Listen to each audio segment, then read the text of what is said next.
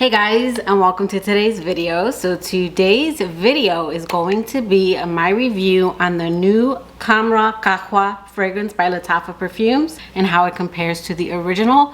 So let's go ahead and jump right into the video. Okay, so to start this off, we're gonna go over the packaging. Qahwa is Arabic coffee, so this is supposed to be like a coffee scent, hence the brown box. And then the bottle is 100 ml like the original. The bottle's the same, except it's got this brown ombre effect at the bottom. The top is still not very good for me, at least. This one doesn't click, it doesn't twist like the original. It just kind of sits and it doesn't snap. So sometimes it stays on, but sometimes it doesn't. So the top still does give me problems, but at least it's not broken like the other one I had. I did end up passing the original on, but I do have an in-depth review on the original and how it compares to Angel's Share. And the box I believe was black, kind of like the Angel's Share box. And the juice I believe is a little bit more yellow in color. And then the original is a little bit more like an amber color. So Khamrah Qahwa is a flanker to the original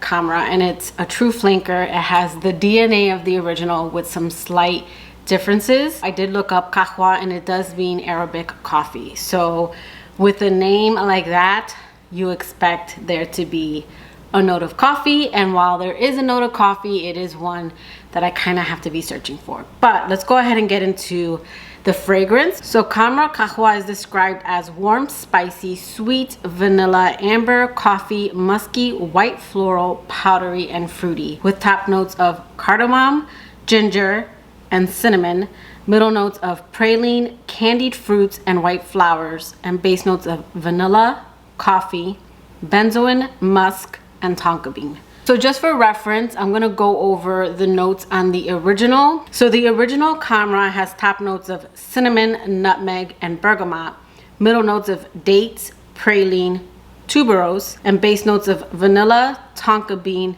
benzoin, amberwood, myrrh, and akigala wood. Now, if you saw my original review, I didn't get a lot of the resinous notes in the original or the woody notes. The fragrance to me opened up with a kind of cinnamon nutmeg opening, but very finely milled, and a brightness, and then it kind of dried down to this gourmand apple pie with this kind of sugary granulated top, like if you've ever seen the apple pies with the big chunks of sugar.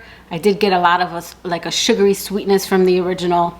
And then in the deep dry down, like around the 4-hour mark, the fragrance then kind of turned into a buttery vanilla sugary scent that I didn't really like. It kind of took a turn where it smelled a little more synthetic on my skin and smelled like a holiday candle. So I didn't really care for the original. Like, I enjoyed it very much for the first few hours, and then after that I didn't care for the deep dry down, and I ended up using it more for layering until someone reached out to me, a lovely subscriber, and I did pass it on. So I'm gonna just tell you guys right now, I do prefer the flanker. This one to me has been perfected. It doesn't have that last stage, it's completely gone, but this does smell and dry down to the original, but I would say before it turns into that kind of buttery sugary sweetness.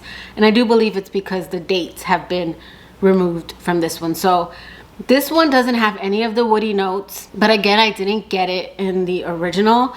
And this one has a note of coffee, and then the opening is different. So whereas the original opened with kind of a cinnamon nutmeg twist and then a brightness from the bergamot, this one opens with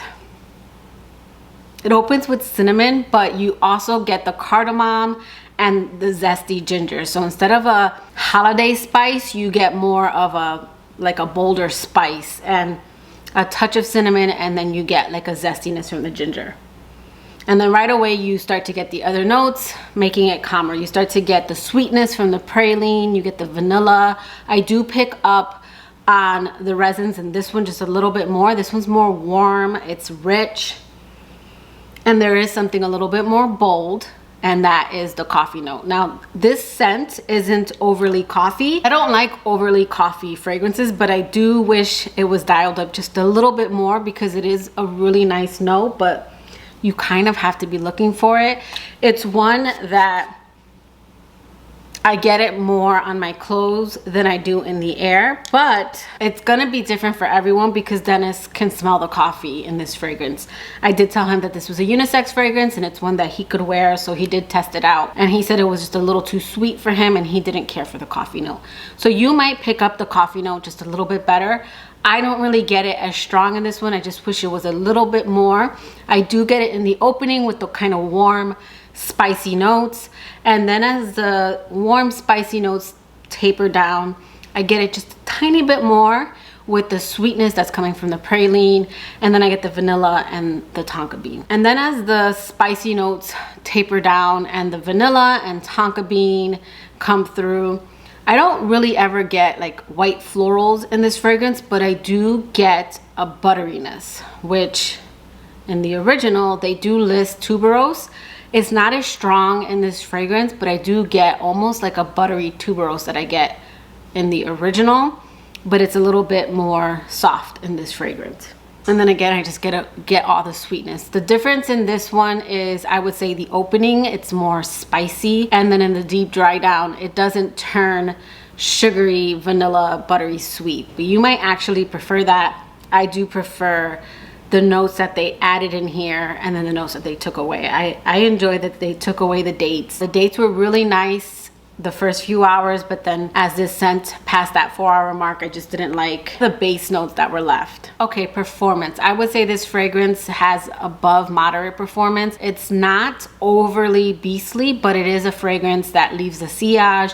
It is one that people will notice on you. I've had this fragrance for about 2 weeks now, and every time I wear it, because I've been testing this with some other fragrances that I got, Dennis always asks if I have on the coffee fragrance. So it is one that does project. I would say a little wider than arm's length for the first few hours, and again leaves a really nice sillage.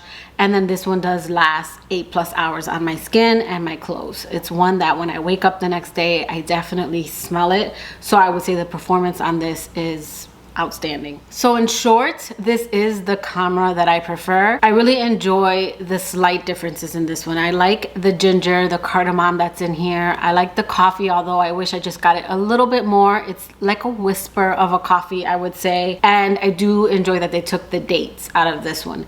They replaced it with candied fruit, and while this isn't a fruity scent, I feel like that kind of adds to that gourmand touch that I get in the original, where it kind of reminds me a little bit of apple pie. I feel like that might be the slight similarity with this one, but this one to me is more rich and bold. Not, again, a strong coffee. I'm hoping to get it just a touch more. I wouldn't want to get it too much more. And the coffee in here is definitely more of like a coffee bean, like a black coffee. It's not going to be like your sugary sweet kind of coffee. And then also when I was looking up the name Khamrah, it's a popular girl's name and it means good scent. So I thought that was interesting as well. So I'm really happy to have this one in my collection. Again, in my original, I compared it to Angel Share, and while I do think it falls in the same family, I definitely thought that they were their own fragrances.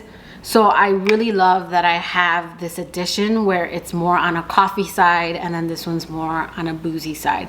I didn't find the original Khamrah to be boozy, so I like that I kind of have this slightly coffee version of it. It is one that I would reserve more so for the fall, maybe winter. It does give me kind of that gourmand touch that I like, but being grounded with the other notes. So this one is one that I really enjoy and I see keeping in my collection. So that is my really quick review of Khamrah Qahwa. Let me know, are you guys planning on picking up this fragrance? I know right now it's a little hard to find, but the original eventually made its way where it was easier to find. So have you guys smelled this one? Are you planning on picking it up? But that will do it for today's video. I hope you liked it. If you did, please give it a thumbs up and I will catch you guys in my next video. Bye guys.